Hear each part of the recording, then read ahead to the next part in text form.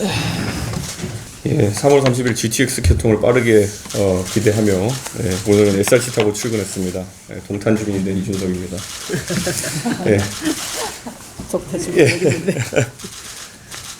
선거를 앞두고 수도권 전역에서 여권의 부정적인 가상 대결 여론조사가 일제히 보도되기 시작하자 여권 내에서 한동훈, 안철수, 나경원 등의 인물이 런종섭, 호주대사의 거취에 대해서 한마디씩 보태기 시작했습니다. 드디어 총선을 앞두고 내부 총질러들이 창궐하기 시작했습니다. 그들에게 전하고 싶습니다. 바보들아, 문제는 대통령이야. 이종섭 대사가 갑자기 귀국하면 모든 것이 해결됩니까? 이종섭 대사의 문제는 윤석열 정권이 최상병의 억울한 죽음을 은폐하려고 한 일에서 시작된 것입니다. 이 모든 은폐 기획이 나중에 100일 하에 드러난다고 하더라도 이종섭 대사는 주범이 아니라 종범밖에 되지 못하는 사람입니다. 주범은 국민이 부여한 막강한 권력을 국가가 가족의 품으로 돌려보내지 못한 한 젊은 용사의 죽음과 관계된 진실을 은폐하기 위해 사용한 윤석열 대통령입니다. 선거용으로 눈 가리고 아웅하면서 이야기할 것이 아니라 진정성 있게 문제를 제기하려면 윤석열 대통령의 사과 그리고 특검 수용을 종용하십시오. 박정훈 대령의 명예를 되찾은 일에 여당이 앞장서 보십시오.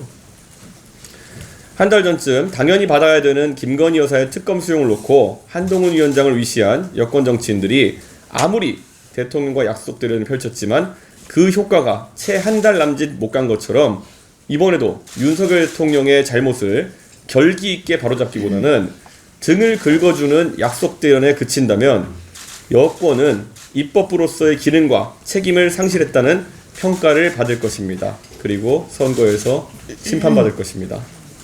그리고 국민 여러분께도 한 말씀 올리고 싶습니다. 대통령실의 핵심 참모라는 사람이 회칼 이야기로 언론인들을 겁박하며 아직까지 직을 지키고 있는 것 자체가 국민을 대신해 권력에게 아픈 질문을 던지고 그 답을 받아서 다시 국민에게 전달하는 언론인들에 대한 심대한 모욕입니다. 회칼 협박을 하는 인사가 대통령실 참모로 있음으로 인해 언론인들이 적시적소에 던져야 할 질문을 권력에게 꽂아넣지 못한다면 우리는 언론의 자유를 영원히 망실하고 말 것입니다. 대통령실은 사퇴 요구에 대해서 이번 정권은 언론인을 사찰하거나 국세청을 통해 언론사 세무조사를 해본 적이 없다는 자다가 봉창 두드리는 소리만 하고 있습니다. 누가 물어보지도 않았는데 불법을 하지 않았다고 물타기하는 모습이 황당합니다. 회칼 협박을 했냐고 묻고 있지 않습니까? 황상무 수석의 빠른 사퇴와 대통령실의 정중한 사과를 다시 한번 촉구합니다. 의대 정원 확대, 총선 후에 논의합시다.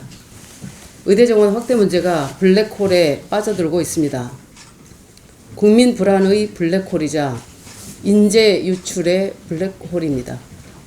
의료계와 정부의 강대강 대치로 국민의 걱정과 피로감은 커지고 정부의 출구 없는 강경 기조에 인재들은 해외로 눈을 돌리기 시작했습니다.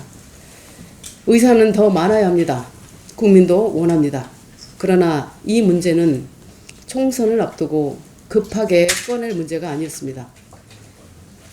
총선 패배가 두려워 내놓은 국민 눈돌리기 전략이 아니라면 닥치고 2,000명, 그 주장은 총선 후에 논의해야 맞습니다.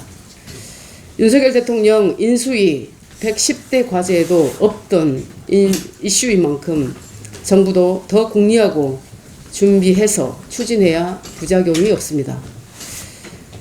지금 가장 시급한 문제는 경제이고 민생입니다. 이 시대 세계 경제는 시작도 끝도 첨단 산업입니다. 윤 대통령과 정부 여당은 첨단 산업 육성과 지원을 약속만 할 게 아니라 당장 실현해야 합니다.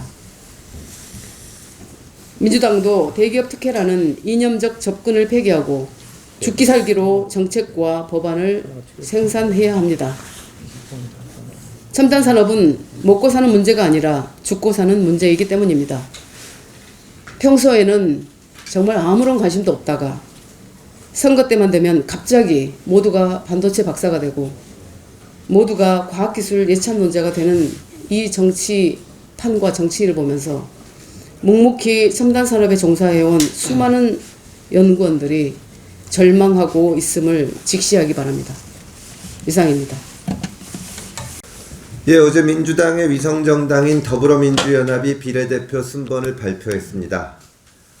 다른 당 공천에 이러쿵저러쿵 하는 게 마음에 내키지는 않습니다만 얘기를 하지 않을 수가 없습니다. 진보당이 민주당 뒤에 숨어서 3석 이상을 확보할 것으로 보여서입니다. 저는 지금 더불어민주당이 대한민국 민주주의에 대단히 위험한 짓을 하고 있다고 생각합니다. 저희 당원이 청주에서 찍어서 보내준 사진을 한 장 보도자료로 배포했습니다. 윤석열과 박터지게 싸울 정당 진보당이라고 써놓고 그 옆에 머리통이 터진 사진을 놔두었습니다. 박터지다라는 말을 정말로 머리통을 물리적으로 부셔버리겠다는 의미로 쓴 건데요. 진짜 천박하고 혐오스럽습니다. 진보당이 생각하는 민주주의가 저런 것이라는 점에서 정말로 우려됩니다. 반공주의로 빨갱이 타령하려는 것이 아닙니다. 진보당이 다원주의를 핵심 가치로 하는 현대 민주주의에 적합하지 않은 정당이라는 말을 하는 겁니다. 진보당은 물리적 힘을 이용해서라도 정치적 목적을 다루는데 아무런 거리낌이 없습니다. 진보당의 정신 민노당에 소속되었던 김선동 씨는 국회에서 최루탄을 던진 일이 있습니다. 역시 진보당 전신인 통합진보당에서는 비례대표 경선 부정 사태 당시 폭력 사태가 터졌습니다. 진보당이 22대 국회에서도 비슷한 일을 벌일 거라고 확신합니다. 대통령을 탄핵하겠다며 국회를 물리력을 사용해서라도 멈추려 들 것입니다. 정말 누군가를 박터지게 만들 수도 있습니다. 민주당에 경고합니다. 민주당도 진보당의 공범이 될 겁니다. 그때 가서 후회하지 말고 지금이라도 진보당을 내치시기 바랍니다. 윤석열 정권 심판 저희 당도 합니다. 하지만 저희는 성숙한 민주주의를 만드는 방법으로 구조적인 원인을 개혁하려고 하고 있습니다. 윤석열 심판도 성숙한 방법으로 할 수 있습니다. 박터지는 타락하고 폭력적인 방식 말고 말입니다. 국민 여러분, 개혁신당이 성숙한 방법으로 윤석열 정부를 심판하겠습니다. 감사합니다. 3월 들어서 많은 상장기업의 주주총회가 연일 개최되고 있습니다. 말 그대로 주총 시즌입니다.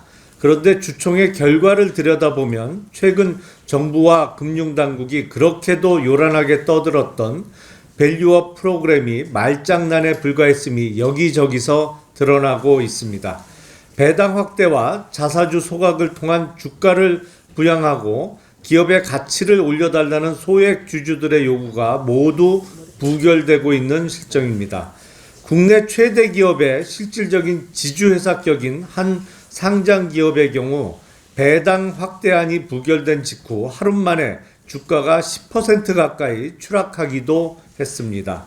창립된 지 85년이 지나 기업의 성장기와 완숙기가 이미 지난 회사가 혹시 필요할지 모르는 미래 투자를 위해 배당에 인색하다면 도대체 언제쯤에나 주주 환원이 가능하다는 말입니까? 사실상 경영권 방어 수단으로 악용되고 있는 자사주의 문제도 심각합니다. 이른바 소유 분산 기업으로 알려진 모 기업의 경우 엄청난 규모의 자사주를 매입한 후 그 기업에서 만든 장학재단에 출연하여 의결권이 되살아나게 한 다음에 주총 때마다 기존 경영진의 연임 등 사내 출신 경영진의 경영권 방어용으로 사실상 자사주를 활용한다는 지적을 받아왔습니다. 이러한 구태가 올해 주총에서 반복되면 한국 상장기업의 밸류업은 요원할 수밖에 없습니다. 배당 확대와 자사주 소각 등 주주 환원의 적극적인 모습을 보여야 진정한 밸류업이 가능해집니다. 개혁신당은 바뀐 모습이 없는 올해 주총의 양상이 내년에는 달라질 수 있도록 개혁 입법에 앞장서겠습니다.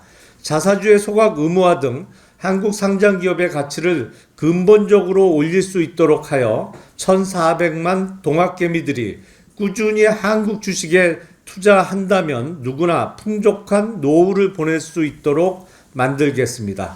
이상입니다. 회의를 비공개로 전환하겠습니다. 언론인 여러분 협조 부탁드립니다.